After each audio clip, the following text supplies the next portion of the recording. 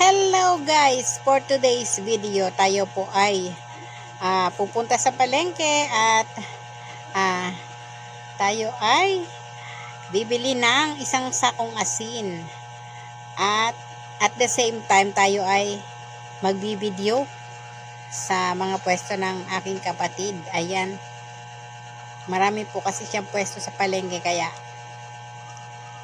samahan nyo ako guys at tayo ay mamasyal sa palengke. Matagal ako bago makapunta sa palengke kasi masyado akong busy. Marami akong ginagawa dito sa bahay kaya paminsan-minsan lang ako pumunta sa palengke.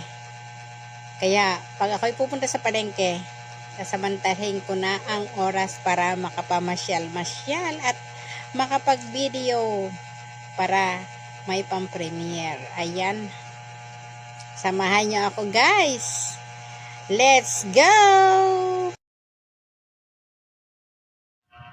Ayan guys, nandito ako ngayon sa pwesto ng aking kuya.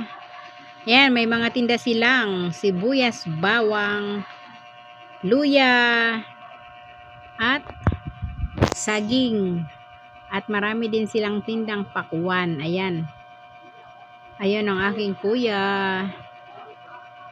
Pumunta po tayo dito at madalang akong makapamasyal ng palengke kaya sinamantala na natin ang pagkakataon na tayo ay makarating dito sa kanyang pwesto.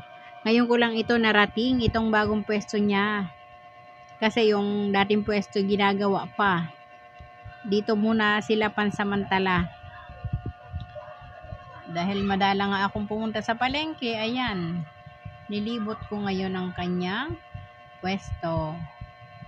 Ayan, siya yung nagbabantay sa kanyang pwesto ngayon. Ayan, napakarami niyang pakwan.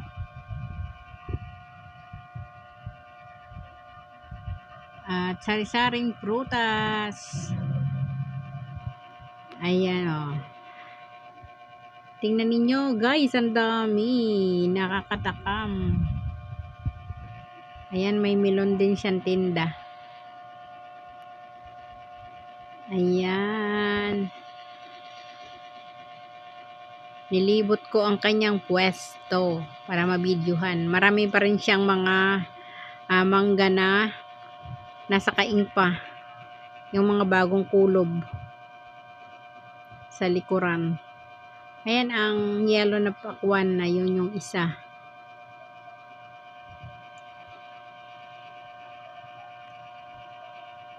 Ayan ang mga mangga na nasa kaing.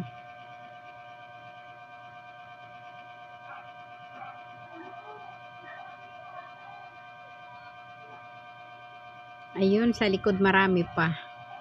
Ito naman ang Indian mango. Nakakawili dahil dati kasi akong nagtitinda rin sa palengke ng mga prutas. Kaya ako'y sanay na sanay dyan sa pagtitinda. Tumigil na lang ako nung tumataas kasi ang aking dugo. Sabi ng asawa ko, pag laging napupuyat, baka lumapot ang dugo ko. Kaya pinatigil na ako sa pagtitinda. Dito na lang ako sa bahay. Naisipan ko naman na magtindahan para makatulong din sa aking asawa. Kaya ayan ang buhay ko, walang pahinga. Ito naman ang isa pa nilang pwesto. Yan, may tindera siya dito. Ayan. Marami kasi silang pwesto dito sa palengke kaya nilibot ko. Pero yung iba hindi ko napuntahan kasi walang tao ang tindahan ko, nagmamadali ako. Ayan, ang kuya ko sumunod sa akin doon sa isa niyang pwesto at naghahanda ng ipapamigay ulit. Ayan, nagsasako siya ng pakwan na ikakarga niya doon sa e-bike ko para maipamigay dito sa mga kapitbahay. At saka may isang bag na singkamas na pinadala na inihanda niya. Dadaanan ko mamaya after ko mamili. Ayan, iniwanan ko na ang kuya ko doon na nagre-ready at ako ay dito naman papunta sa pagbili ng ibang kailangan. Ayan. Ganyan po, malinis na po ang palengke ng Tansa. Hindi katulad nung una na nagtitinda ako dito. Talagang madumi. At pag nag-uulan ay putik-putik. Ayan ngayon, malaki nang ipinagbago at mga nasa building na yung mga magtitinda. Diba? Ayan na, sa loob na hindi na sila naiinitan. May malaking building na.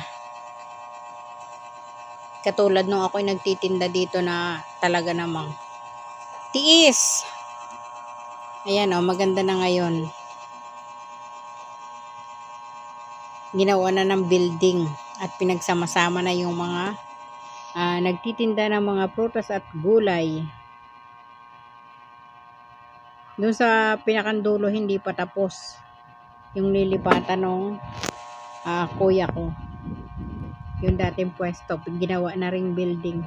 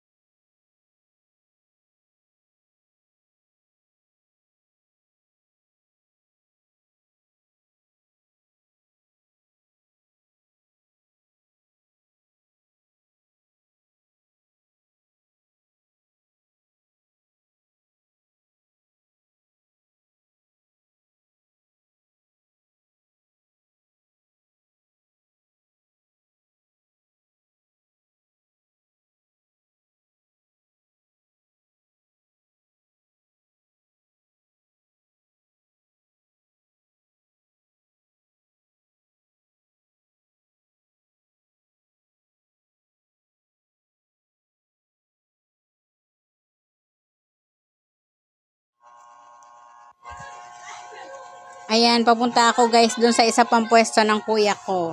Ayan.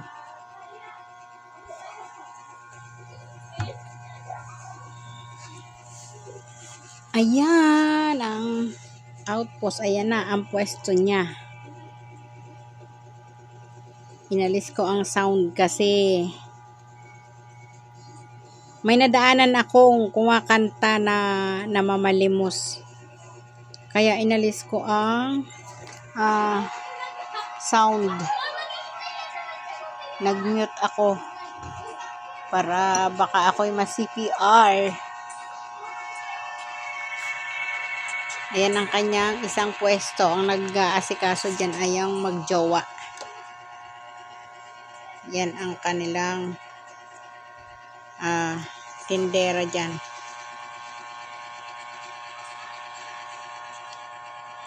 Ayan, nagyayayang magdagat.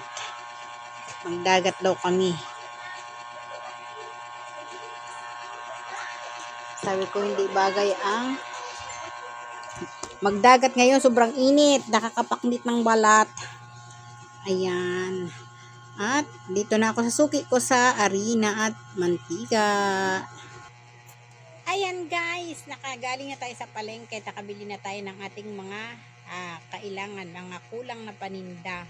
Asin, sibuyas, bawang, luya, kamatis, at silinghang, yung mga kailangan na mabibili sa palengke. Ayan. At tayo nakapamasyal na rin sa pwesto ng aking kapatid.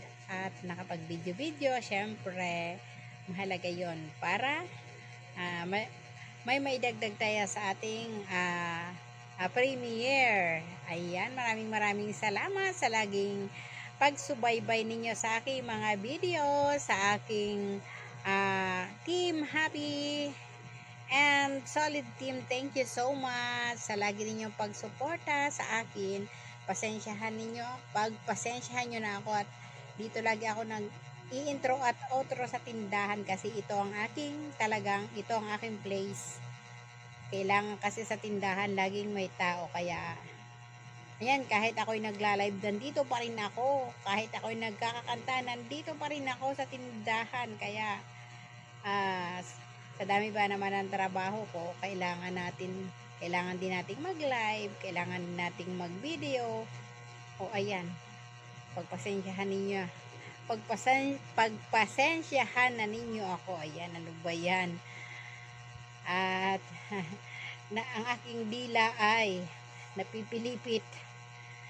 Thank you sa lagi niyong pagsuporta. Bye bye, see you on my next video.